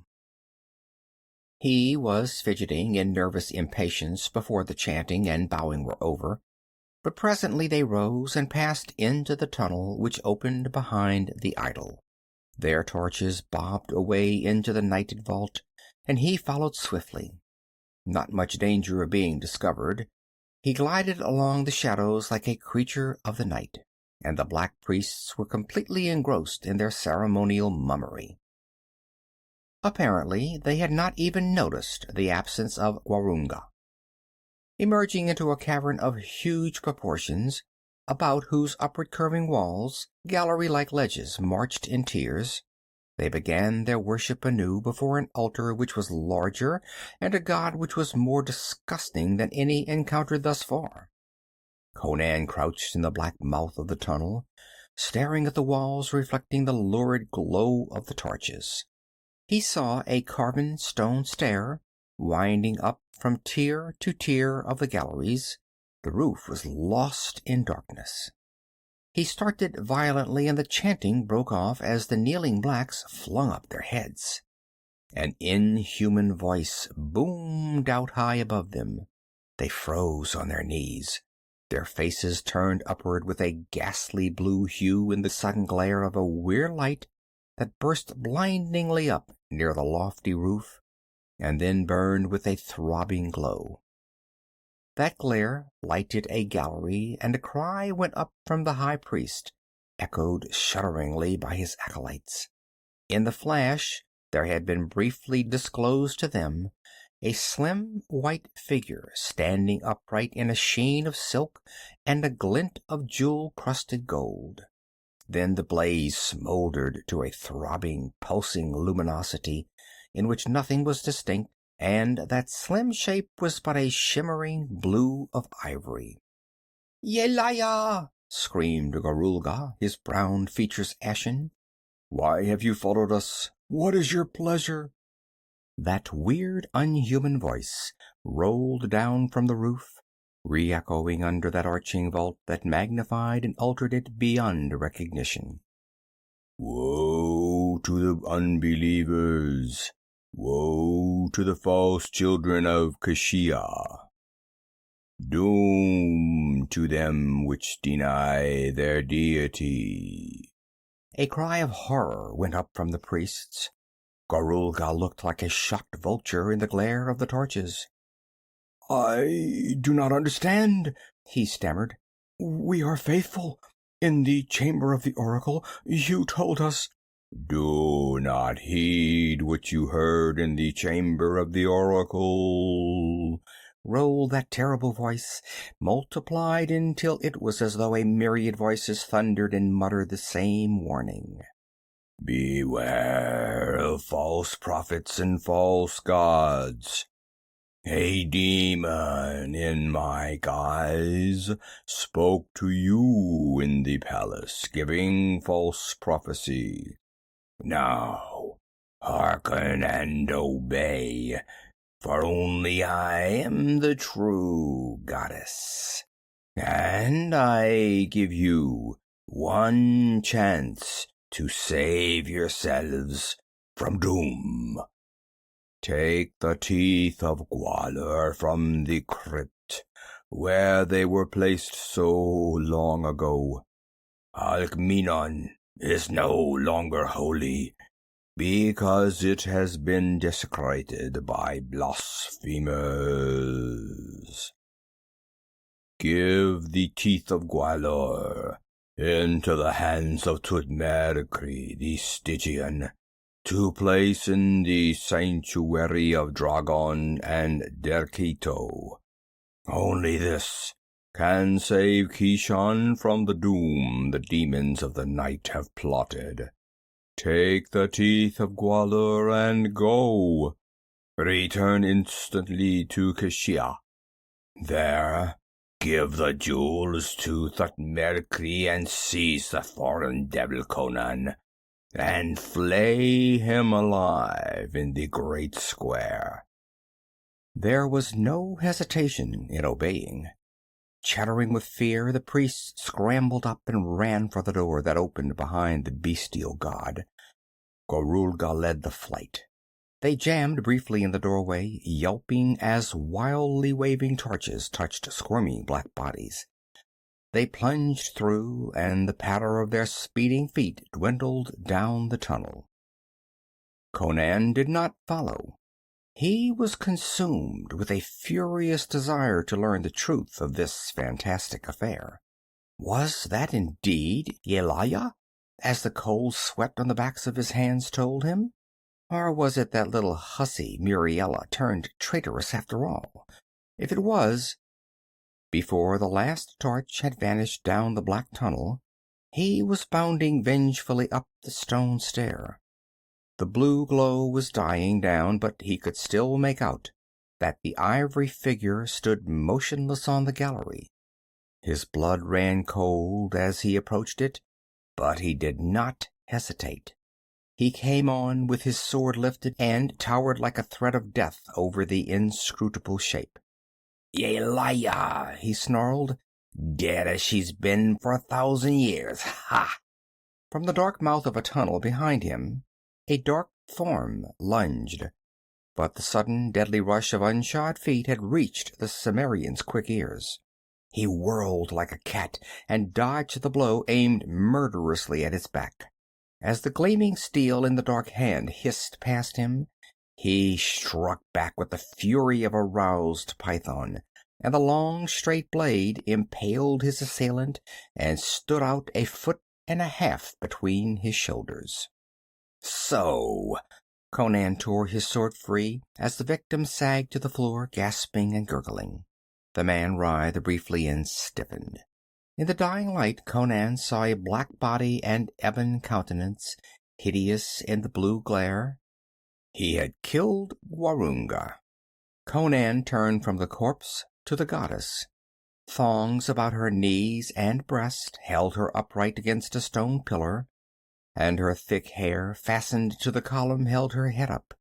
At a few yards' distance, these bonds were not visible in the uncertain light. "He must have come to after I descended into the tunnel," muttered Conan. "He must have suspected I was down there. So he pulled out the dagger." Conan stooped and wrenched the identical weapon from the stiffened fingers, glanced at it and replaced it in his own girdle, and shut the door. Then he took Yelaya to befool his brother idiots. That was he shouting a while ago. You couldn't recognize his voice under this echoing roof. And that bursting blue flame, I thought it looked familiar. It's a trick of the Stygian priest. Thutmekri must have given some of it to Gwahlur. He could easily have reached this cavern ahead of his companions. Evidently familiar with the plan of the caverns by hearsay or by maps handed down in the priestcraft, he had entered the cave after the others, carrying the goddess, followed a circuitous route through the tunnels and chambers, and ensconced himself and his burden on the balcony while Gwahlur and the other acolytes were engaged in their endless rituals. The blue glare had faded, but now Conan was aware of another glow, emanating from the mouth of one of the corridors that opened on the ledge. Somewhere down that corridor there was another field of phosphorus, for he recognized the faint, steady radiance. The corridor led in the direction the priests had taken, and he decided to follow it, rather than descend into the darkness of the great cavern below. Doubtless it connected with another gallery in some other chamber, which might be the destination of the priests. He hurried down it, the illumination growing stronger as he advanced, until he could make out the floor and the walls of the tunnel. Ahead of him and below he could hear the priests chanting again. Abruptly, a doorway in the left-hand wall was limned in the phosphorus glow, and to his ears came the sound of soft, hysterical sobbing. He wheeled and glared through the door. He was looking again into a chamber hewn out of solid rock, not a natural cavern like the others. The domed roof shone with the phosphorus light, and the walls were almost covered with the arabesques of beaten gold. Near the farther wall, on a granite throne, staring forever toward the arched doorway, sat the monstrous and obscene Pratiar, the god of the Pelishtim, wrought in brass, with his exaggerated attributes reflecting the grossness of his cult. And in his lap sprawled a limp, white figure. "Well, I'll be damned," muttered Conan. He glanced suspiciously about the chamber, seeing no other entrance or evidence of occupation, and then advanced noiselessly and looked down at the girl whose slim shoulders shook with sobs of abject misery. Her face sunk in her arms. From thick bands of gold on the idol's arms, slim gold chains ran to the smaller bands on her wrists. He laid a hand on her naked shoulder, and she started convulsively, shrieked, and twisted her tear-stained face toward him. "Conan!" She made a spasmodic effort to go into the usual clinch, but the chains hindered her. He cut through the soft gold as close to her wrists as he could, grunting, "You'll have to wear these bracelets until I can find a chisel or a file. Let go of me, damn it! You actresses are too damned emotional. What happened to you, anyway?" "When I went back into the oracle chamber," she whimpered, "I saw the goddess lying on the dais as I'd first seen her. I called out to you and started to run to the door. Then something grabbed me from behind. It clapped a hand over my mouth and carried me through a panel in the wall and down some steps and along a dark hall. I didn't see what it was that had hold of me until we passed through a big metal door and came into a tunnel whose roof was alight, like this chamber. Oh, I nearly fainted when I saw. They are not humans. They are gray, hairy devils that walk like men and speak a gibberish no human could understand. They stood there and seemed to be waiting, and once I thought I heard somebody trying the door. Then one of the things pulled a metal lever in the wall and something crashed on the other side of the door. Then they carried me on and on through winding tunnels and up stone stairways into this chamber, where they chained me on the knees of this abominable idol, and then they went away. Oh, Conan, what are they?" "Servants of Bit-Yakin," he grunted. "I found a manuscript that told me a number of things, and then stumbled upon some frescoes that told me the rest. Bit-Yakin was a Pelishtim who wandered into the valley with his servants after the people of Alkmeenon had deserted it. He found the body of Princess Yelaya and discovered that the priests returned from time to time to make offerings to her, for even then she was worshipped as a goddess. He made an oracle of her, and he was the voice of the oracle, speaking from a niche he cut in the wall behind the ivory dais. The priests never suspected, never saw him or his servants, for they always hid themselves when the men came. Bit-Yakin lived and died here without ever being discovered by the priests. Crom knows how long he dwelt here, but it must have been for centuries. The wise men of the Pelishtim know how to increase the span of their lives for hundreds of years. I've seen some of them myself. Why he lived here alone, and why he played the part of an oracle, no ordinary human can guess, but I believe the oracle part was to keep the city inviolate and sacred, so he could remain undisturbed. He ate the food the priests brought as an offering to Yelaya, and his servants ate other things. I've always known there was a subterranean river flowing away from the lake where the people of the Puntish highlands throw their dead. That river runs under this palace. They have ladders hung over the water where they can hang and fish for the corpses that come floating through. Bit-Yakin recorded everything on parchment and painted walls. But he died at last, and his servants mummified him according to instructions he gave them before his death, and stuck him in a cave in the cliffs. The rest is easy to guess.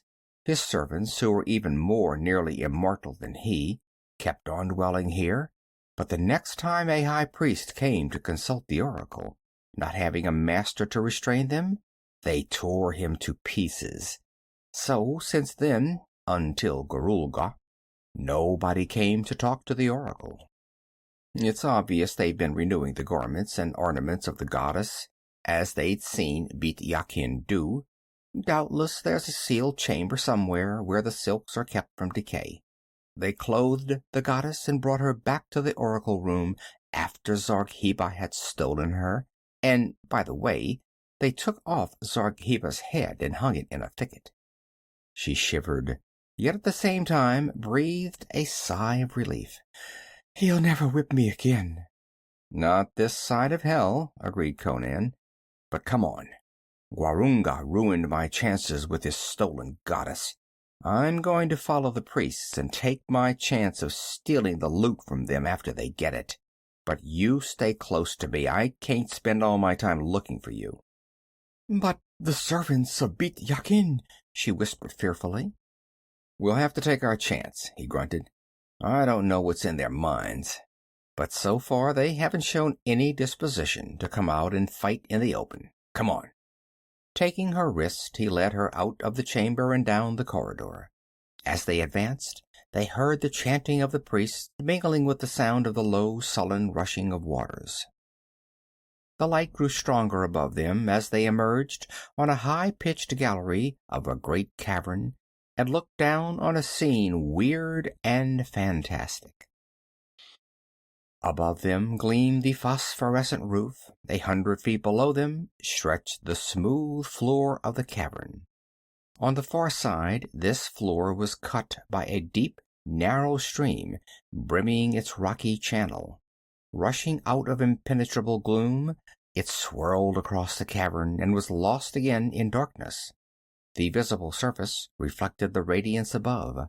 The dark, seething waters glinted as if flecked with living jewels, frosty blue, lurid red, shimmering green, and ever-changing iridescence. Conan and his companion stood upon one of the gallery-like ledges that banded the curve of a lofty wall, and from this ledge a natural bridge of stone soared in a breathtaking arch over the vast gulf of the cavern, to join a much smaller ledge on the opposite side across the river. 10 feet below it, another broader arch spanned the cave. At either end a carven stair joined the extremities of these flying arches. Conan's gaze, following the curve of the arch that swept away from the ledge on which they stood, caught a glint of light that was not the lurid phosphorus of the cavern. On that small ledge opposite them, there was an opening in the cave wall through which stars were glinting. But his full attention was drawn to the scene beneath them. The priests had reached their destination. There, in a sweeping angle of the cavern wall, stood a stone altar, but there was no idol upon it. Whether there was one behind it, Conan could not ascertain, because some trick of the light or the sweep of the wall left the space behind the altar in total darkness. The priests had stuck their torches into holes in the stone floor, forming a semicircle of fire in front of the altar at a distance of several yards. Then the priests themselves formed a semicircle inside the crescent of torches, and Gorulga, after lifting his arms aloft in invocation, bent to the altar and laid hands on it. It lifted and tilted backward on its hinder edge, like the lid of a chest, revealing a small crypt. Extending a long arm into the recess, Gorulga brought up a small brass chest. Lowering the altar back into place, he set the chest on it and threw back the lid. To the eager watchers on the high gallery, it seemed as if the action had released a blaze of living fire which throbbed and quivered about the opened chest. Conan's heart leaped, and his hand caught at his hilt. The Teeth of Gwahlur at last!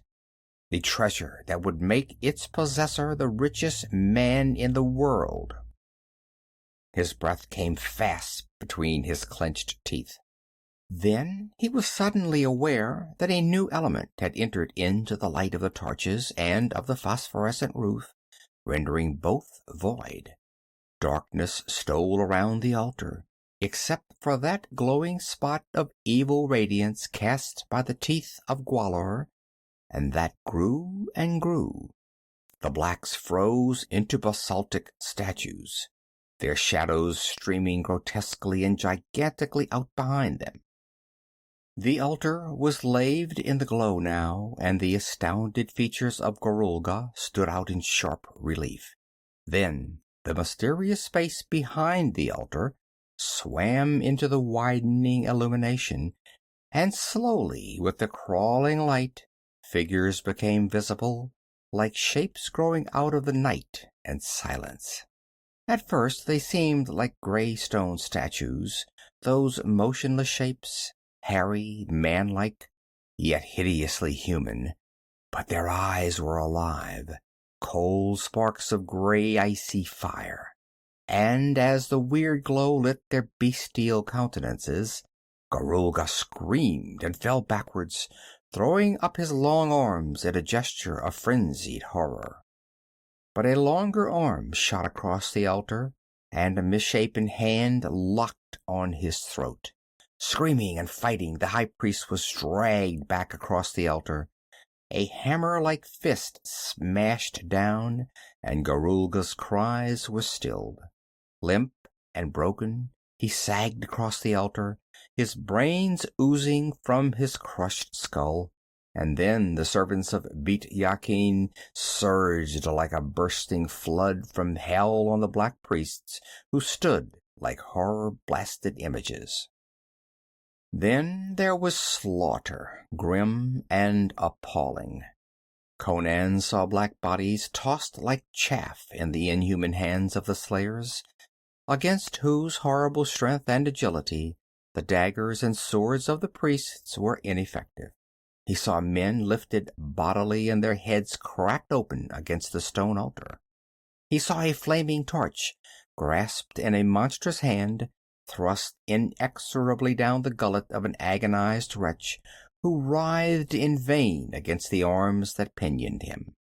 He saw a man torn in two pieces, as one might tear a chicken, and the bloody fragments hurled clear across the cavern. The massacre was as short and devastating as the rush of a hurricane. In a burst of red abysmal ferocity, it was over, except for one wretch who fled, screaming back the way the priests had come, pursued by a swarm of blood-dabbed shapes of horror which reached out their red-smeared hands for him. Fugitive and pursuers vanished down the black tunnel, and the screams of the human came back dwindling and confused by the distance. Muriela was on her knees, clutching Conan's legs, her face pressed against his knee and her eyes tightly shut. She was a quaking, quivering mold of abject terror. But Conan was galvanized. A quick glance across at the aperture where the stars shone, a glance down at the chest that still blazed open on the blood-smeared altar, and he saw and seized the desperate gamble. "I'm going after that chest," he grated. "Stay here." "Oh, Mithra, no!" In an agony of fright, she fell to the floor and caught at his sandals. Don't leave me!" "Lie still and keep your mouth shut," he snapped, disengaging himself from her frantic clasp. He disregarded the torturous stare. He dropped from ledge to ledge with reckless haste. There was no sign of the monsters as his feet hit the floor. A few of the torches still flared in their sockets, the phosphorescent glow throbbed and quivered, and the river flowed with an almost articulate muttering, scintillating with undreamed radiances. The glow that had heralded the appearance of the servants had vanished with them. Only the light of the jewels in the brass chest shimmered and quivered. He snatched the chest, noting its contents in one lustful glance. strange, curiously shaped stones that burned with an icy, non-terrestrial fire. He slammed the lid, thrust the chest under his arm, and ran back up the steps. He had no desire to encounter the hellish servants of Bit-Yakin. His glimpse of them in action had dispelled any illusion concerning their fighting ability. Why had they waited so long before striking at the invaders he was unable to say. What human could guess the motives or thoughts of these monstrosities? That they were possessed of craft and intelligence equal to humanity had been demonstrated. And there, on the cavern floor, lay crimson proof of their bestial ferocity. The Corinthian girl still cowered on the gallery where he had left her. He caught her wrist and yanked her to her feet, grunting, "I guess it's time to go." Too bemused with terror to be fully aware of what was going on, the girl suffered herself to be led across the dizzy span. It was not until they were poised over the rushing water that she looked down, voiced a startled yelp, and would have fallen but for Conan's massive arm about her. Growling an objurgation in her ear, he snatched her up under his free arm and swept her in a flutter of limply waving arms and legs across the arch and into the aperture that opened at the other end. Without bothering to set her on her feet, he hurried through the short tunnel into which this aperture opened. An instant later, they emerged upon a narrow ledge on the outer side of the cliffs that circled the valley. Less than 100 feet below them, the jungle waved in the starlight. Looking down, Conan vented a gusty sigh of relief. He believed that he could negotiate the descent, even though burdened with the jewels and the girl, although he doubted if even he, unburdened, could have ascended at that spot.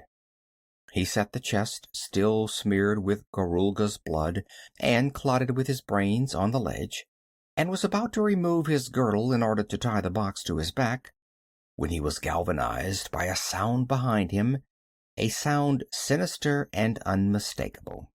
"Stay there," he snapped at the bewildered Corinthian girl. "Don't move."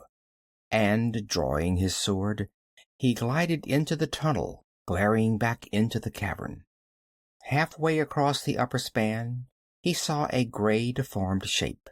One of the servants of Bit-Yakin was on his trail. There was no doubt that the brute had seen them and was following them. Conan did not hesitate. It might be easier to defend the mouth of the tunnel, but this fight must be finished quickly before the other servants could return. He ran out on the span, straight toward the oncoming monster. It was no ape, neither was it a man. It was some shambling horror spawned in the mysterious, nameless jungles of the south, where strange life teemed in the reeking rot without the dominance of man, and drums thundered in temples that had never known the tread of a human foot. How the ancient Pelishtim had gained lordship over them, and with it eternal exile from humanity, was a foul riddle about which Conan did not care to speculate, even if he had had opportunity. Man and monster, they met at the highest arch of the span, where 100 feet below rushed the furious black water. As the monstrous shape with its leprous gray body and the features of a craven, unhuman idol loomed over him, Conan struck as a wounded tiger strikes, with every ounce of thew and fury behind the blow. That stroke would have sheared a human body asunder, but the bones of the servant of Bit-Yakin were like tempered steel. Yet even tempered steel could not wholly have withstood that furious stroke. Ribs and shoulder bone parted, and blood spouted from the great gash. There was no time for a second stroke. Before the Cimmerian could lift his blade again or spring clear, the sweep of a giant arm knocked him from the span as a fly is flicked from a wall. As he plunged downward, the rush of the river was like a knell in his ears, but his twisted body fell halfway across the lower arch. He wavered there precariously for one chilling instant. Then his clutching fingers hooked over the farther edge, and he scrambled to safety, his sword still in his other hand. As he sprang up, he saw the monster, spurting blood hideously, rush toward the cliff edge of the bridge, obviously intending to descend the stair that connected the arches and renew the feud. At the very ledge the brute paused in mid-flight, and Conan saw it too. Muriela, with the jewel chest under her arm, stood staring wildly in the mouth of the tunnel. With a triumphant bellow, the monster scooped her up under one arm, snatched the jewel chest with the other hand as she dropped it, and turning, lumbered back across the bridge. Conan cursed with passion and ran for the other side also. He doubted if he could climb the stair to the higher arch in time to catch the brute before it could plunge into the labyrinth of tunnels on the other side. But the monster was slowing, like clockwork running down. Blood gushed from that terrible gash in his breast, and he lurched drunkenly from side to side. Suddenly he stumbled, reeled, and toppled sidewise, pitched headlong from the arch, and hurtled downward. Girl and jewel chest fell from his nerveless hands, and Muriela's scream rang terribly above the snarl of the water below. Conan was almost under the spot from which the creature had fallen. The monster struck the lower arch glancingly and shot off, but the writhing figure of the girl struck and clung, and the chest hit the edge of the span near her. One falling object struck on one side of Conan and one on the other. Either was within arm's length. For the fraction of a split second, the chest teetered on the edge of the bridge, and Muriela clung by one arm, her face turned desperately toward Conan. Her eyes dilated with the fear of death, and her lips parted in a haunting cry of despair. Conan did not hesitate, nor did he even glance toward the chest that held the wealth of an epoch. With a quickness that would have shamed the spring of a hungry jaguar, he swooped, grasped the girl's arm just as her fingers slipped from the smooth stone, and snatched her up on the span with one explosive heave. The chest toppled on over and struck the water 90 feet below, where the body of the servant of Bit-Yakin had already vanished. A splash, a jetting flash of foam, marked where the Teeth of Gwahlur disappeared forever from the sight of the man. Conan scarcely wasted a downward glance. He darted across the span and ran up the cliff stair like a cat, carrying the limp girl as if she had been an infant.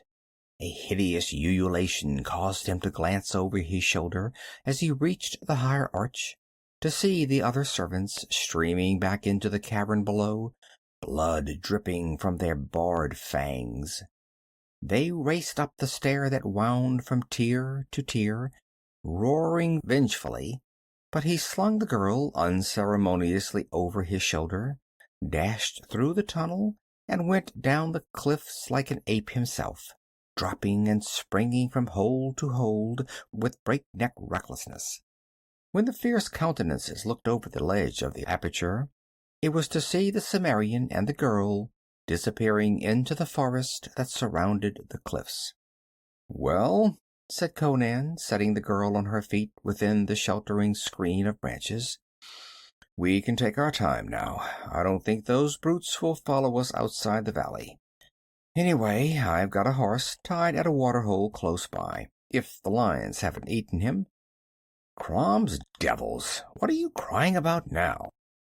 She covered her tear-stained face with her hands, and her slim shoulders shook with sobs. "I lost the jewels for you," she wailed miserably. "It was my fault. If I'd obeyed you and stayed out on the ledge, that brute would never have seen me. You should have caught the gems and let me drown." "Yes, I suppose I should," he agreed. "But forget it. Never worry about what's past. And stop crying, will you? That's better. Come on." You mean you're going to keep me? Take me with you? She asked hopefully. What else do you suppose I'd do with you? He ran an approving glance over her figure and grinned at the torn skirt, which revealed a generous expanse of tempting ivory-tinted curves. I can use an actress like you. There's no use going back to Kashia. There's nothing in Keshan now that I want. We'll go to Punt. The people of Punt worship an ivory woman, and they wash gold out of the rivers in wicker baskets. I'll tell them that Keshan is intriguing with Tudmerkri to enslave them, which is true, and that the gods have sent me to protect them, for about a house full of gold.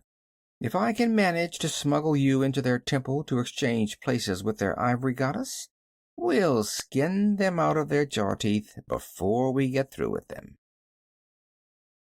End of chapter 4. End of Jewels of Gwahlur.